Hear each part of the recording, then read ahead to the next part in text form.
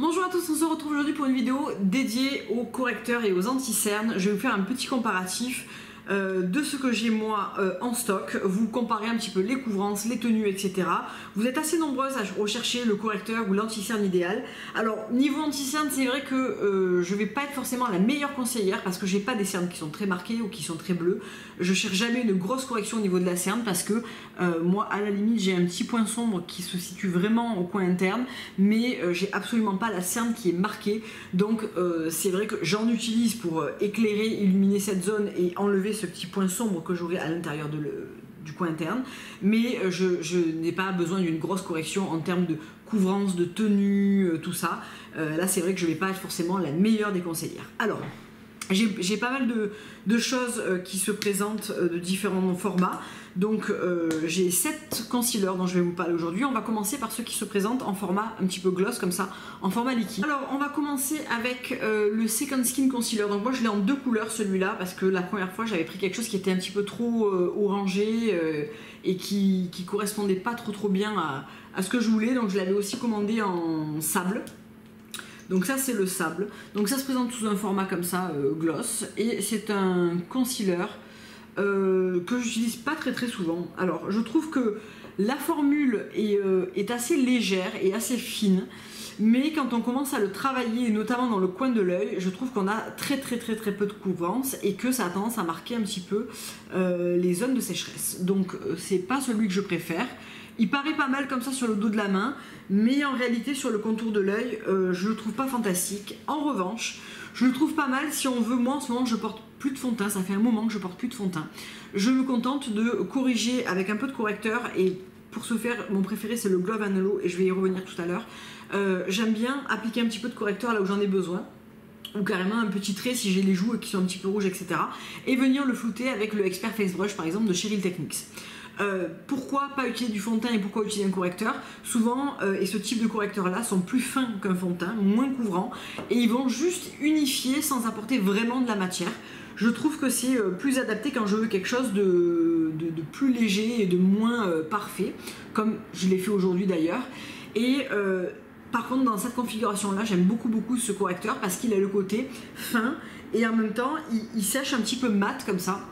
Vous voyez là il a séché et il est mat lumineux et je trouve qu'il est pas mal. Alors je le trouve pas top en contour de l'œil, mais je le trouve vraiment bien sur l'ensemble du visage. Si vous voulez pas utiliser de fond de teint, vous pouvez soit le tapoter avec un Beauty Blender, soit vraiment le flouter largement avec un Expert Face Brush. Je trouve que là il fait bien, ça part du marché, et pour moi de tout ce que j'ai là c'est probablement le moins couvrant.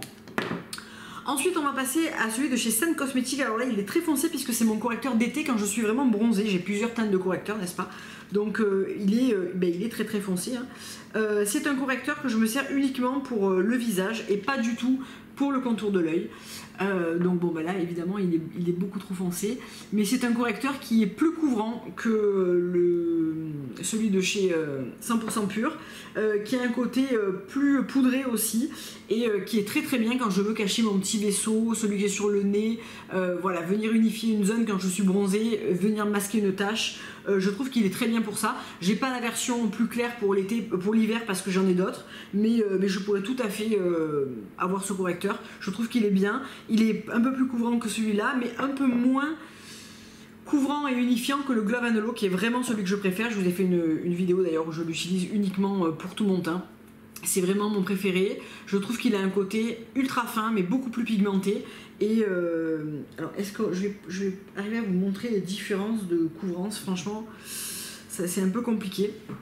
Je l'ai appliqué ici et alors je sais pas si vous allez voir vraiment, parce qu'en fait sur ma main tout paraît trop foncé, mais en réalité c'est celui que je porte sur mon visage et vous voyez c'est pas trop foncé, et je trouve qu'il camoufle très bien et en douceur des petites imperfections. Alors là tout à l'heure on avait du soleil, maintenant c'est tout noir et je pense qu'il va tomber vraiment la mer et les poissons, donc tant pis pour la lumière. Je vous montre pas vraiment les couleurs mais plutôt je vous parle des produits, donc ça ira. Si je dois en choisir un dans ces trois là, c'est le Glove & Halo que je choisis parce que formule très fine, quasiment imperceptible. Pas top pour le contour de l'œil toujours, je préfère des formats crème en peau, mais c'est vraiment mon avis personnel.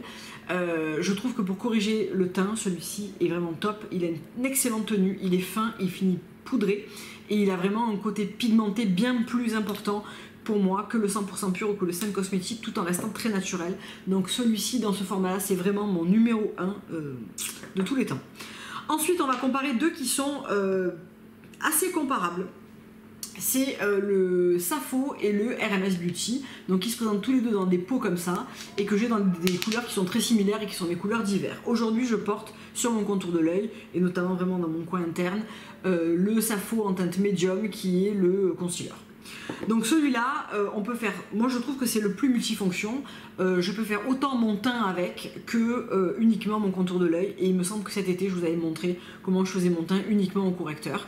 Il a une formule qui est très, qui est un peu 4-4 et qui permet à la fois de faire un contour de l'œil sans dessécher, sans filer, en étant quand même avec une bonne couvrance, et faire aussi son teint, comme on pourrait le faire par exemple avec le fond de teint compact de chez Carvais aussi. Il a un peu cette formule un petit peu crémeuse mais moins grasse que le RMS. On peut vraiment le travailler en le tapotant ou c'est ce que je fais moi pour mon contour de l'œil, ou en le floutant avec un pinceau. Donc moi j'ai tout en teinte plus ou moins médium, hein. Alors le scent quand je suis bronzée c'est le Miss Mischief. Je vous ai pas dit pour le Glow & Halo, c'est le 04 que j'ai, qui correspond à ma couleur de maintenant. Donc pour l'été j'ai celui qui est au dessus, c'est le caramel je crois, et j'ai le caramel et le médium, et je les mixe du printemps à l'automne, je les mixe entre eux pour mon contour de l'œil et pour mon teint.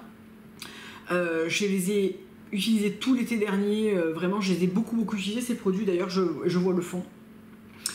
C'est un de mes préférés pour la zone contour de l'œil. Si je pars en week-end et que je dois prendre qu'un seul produit teint, ça sera celui-là, parce que je sais que je peux faire à la fois une imperfection, mais aussi mon contour de l'œil, mais aussi gommer un peu les rougeurs que je pourrais avoir au contour de la bouche avant d'appliquer un rouge à lèvres.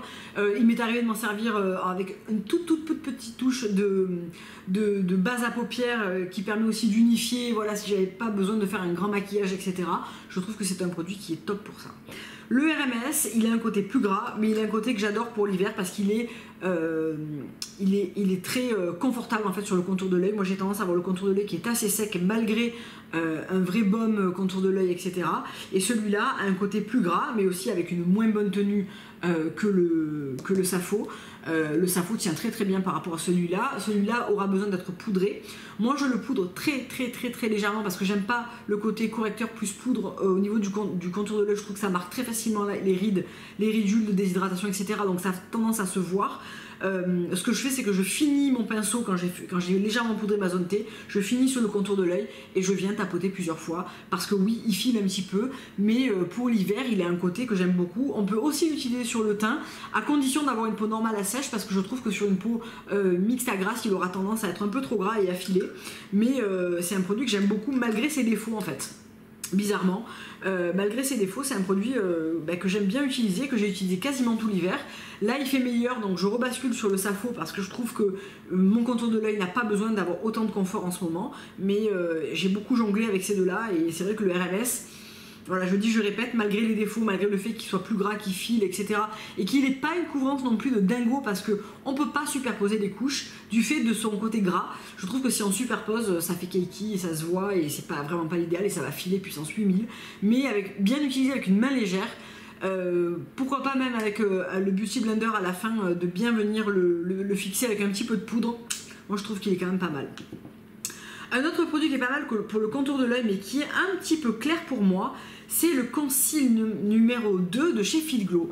Alors, je trouve que c'est un produit qui est hybride entre le RMS et le Safo, qui vient vraiment être à la fois confortable, mais avoir une excellente tenue et une très bonne couvrance sur le coin interne de l'œil. Mais pour moi, il est un tout petit peu trop clair. Il n'y a que deux couleurs, c'est la couleur la plus foncée. Vous voyez, si je le compare avec le Safo qui a cette petite teinte peut-être un petit peu plus rosé, un petit peu plus foncé, celui-là me va mieux que celui-là qui est un petit peu trop clair et qui a tendance à faire un peu trop clair sur le contour de l'œil. Pour moi, je trouve que ça se voit et c'est un peu dommage. J'aurais aimé qu'il fasse d'autres couleurs parce que c'est un excellent anti-cerne.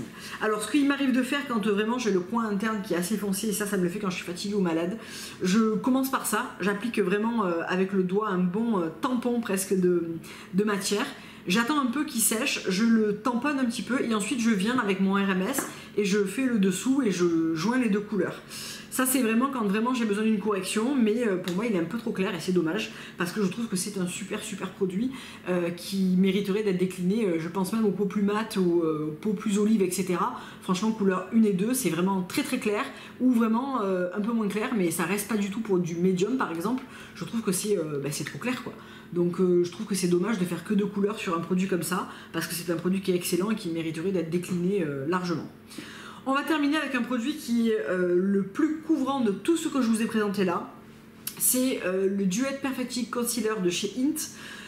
Vous retrouverez la marque sur Eminescence, tout comme Fit Glow d'ailleurs. Oui, tout comme Fit Glow d'ailleurs. C'est un produit que j'ai peu utilisé parce que je n'ai jamais rien vu d'aussi couvrant. Peut-être le... Comment s'appelait ce correcteur de chez Make Up Forever qui couvrait même les tatouages. Bon ben là on est sur le même type de correcteur. Moi je l'ai en teinte médium, il est un poil trop clair pour moi. C'est vraiment un correcteur très épais, très couvrant, qui est génial quand on a une petite veine à cacher, une petite rougeur, une petite imperfection. C'est vraiment pour du travail de précision. Moi j'utilise mon petit pinceau précision de chez Laura Mercier pour faire ça. Absolument pas à utiliser sur le contour de l'œil, même si vous avez la cerne très bleue, etc. C'est hyper épais plâtré, donc ça va faire un effet qui va être pas du tout naturel. Mais en revanche, sur des petites choses à corriger, il n'y a rien de mieux. J'ai jamais rien trouvé de mieux que ce concealer là. Notamment pour ma mini veine qui est ici, j'en ai une aussi sur le front, sur le nez. Sur le front, dans le nez. J'en utilise une toute petite quantité que je tapote au doigt, mais très précisément. Ça a une tenue incroyable et ça a une couvrance. Sur une veine bleue rouge à corriger, c'est très chiant. Et avec ça, elle est corrigée pour aller 6-7 heures d'affilée. J'ai jamais rien trouvé de mieux. Donc si vous avez... Je ne le recommande pas non plus si vous avez par exemple beaucoup d'imperfections, beaucoup de boutons, parce que vous allez l'appliquer de manière large et que du coup ça va être trop épais. Mais si vous avez des petites choses à corriger, une petite tache récalcitrante, des petites rougeurs, un bouton un jour, etc. Il n'y a rien de mieux. Franchement c'est un correcteur hyper pigmenté. De tout ce que j'ai là, c'est le plus pigmenté et c'est celui qui aura aussi la meilleure tenue, mais qui aura aussi le côté le moins naturel. Donc voilà, il faut le savoir. Si je dois garder 3 correcteurs de cette table là, je vais enlever celui-là parce que j'ai pas des grosses imperfections. Donc je m'en sers pour mes 2 petites veines, mais je m'en sers parce que je l'ai, je pourrais m'en passer. En revanche, mon numéro 1 dont je ne pourrais pas me passer, c'est mon Glove Anello. Je l'utilise tous les jours depuis que je l'ai reçu pour faire mon teint. Et honnêtement, je trouve que quand on n'a pas énormément de choses à corriger, ben, je trouve que ça suffit. Moi, j'ai pas besoin d'une grosse correction. Là, par exemple, c'est une partie où je n'ai rien du tout. Les mâchoires. Le haut du front, j'ai rien du tout. J'en ai juste un petit peu ici. Au centre du nez, j'en ai pas mis sur les joues aujourd'hui, j'en ai mis un petit peu au milieu du menton parce que j'ai des fois le menton qui est un petit peu rouge parce que je me suis touchée, etc. Mais pour moi c'est numéro 1, couvrance fine mais couvrance naturelle, bonne tenue, je le trouve topissime. Je vais dire le Safo parce que à part l'hiver je n'utilise pas le RMS, j'utilise le Safo et je trouve que c'est un excellent correcteur et anti-cerne. Et si je dois en garder un troisième, maintenant je vais en garder que 2 parce que franchement c'est ces 2 là qui sont vraiment au top. Je rajoute le Hint si vraiment je veux faire de la micro correction, mais pour moi ces 2 là sont vraiment mes 2 incontournables, indéboulonnables de ma trousse de maquillage. Et vraiment je vous les recommande si vous avez une peau un peu similaire avec les mêmes choses à corriger que moi, franchement je vous les recommande. Voilà, j'espère que cette vidéo vous aura plu, aura répondu à vos questions. J'ai pas tout testé, encore une fois, hein, en correcteur c'est une évidence, mais je pense que j'ai quand même testé voilà, pas mal de choses différentes. J'espère que cette vidéo vous aura plu, aura répondu à vos questions. Je pense que vraiment avoir le bon correcteur, le bon anti-cerne, c'est assez important quand on veut faire un joli travail de teint, notamment, notamment si on n'utilise pas de fond de teint. J'ai prévu de vous faire malgré tout une revue comparative sur les fonds de teint. Je peux vous en faire une aussi sur les poudres, dites-moi si ça vous intéresse, poudre libre et poudre compacte. Je vous ferai ça avec grand plaisir. Et puis on va se retrouver la semaine prochaine pour des nouvelles vidéos. Dans la semaine on va se retrouver pour des daily looks, c'est sûr et certain puisque j'ai prévu de rentrer. Et je vous fais plein de gros bisous, je vous dis à très bientôt pour une prochaine vidéo. Au revoir.